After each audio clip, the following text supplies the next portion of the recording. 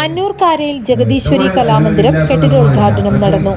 ആൾക്കാരുണ്ട്, ഇത് നമ്മൾ കാണിക്കുന്ന ഒരു സ്നേഹവും ബന്ധവും അത് പക്ഷേ നമ്മളവരെ വീട്ടിലെ തന്നെ ഒരാളെ പോലെയാണ് അവരെല്ലാം സ്നേഹം കാണിക്കുന്നത്. അത് നമുക്ക് വിമർശനം സ്നേഹം അതിലൊരുപാട് നന്ദി ഞാൻ പറയുന്നു. ജഗദീശ്വരി കലാമന്ദിരം അതായത് കലയുടെ ഒരു വീടാണ്. അന്നൂർ കാരയിൽ ജഗദീശ്വരി കലാമന്ദിരം കെട്ടിടോദ്ഘാടനവും സാംസ്കാരിക സമ്മേളനവും ഡിസംബർ 25-26 തീയതികളിലായി നടന്നു.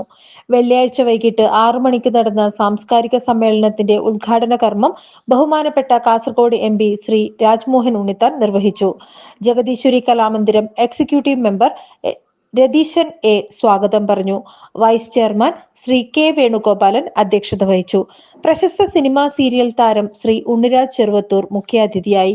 വിദ്യാഭ്യാസ പ്രവർത്തകനും ചലച്ചിത്ര നിരൂപകനുമായ ശ്രീ പ്രേമചന്ദ്രൻ P സാംസ്കാരിക പ്രഭാഷണം നടത്തി.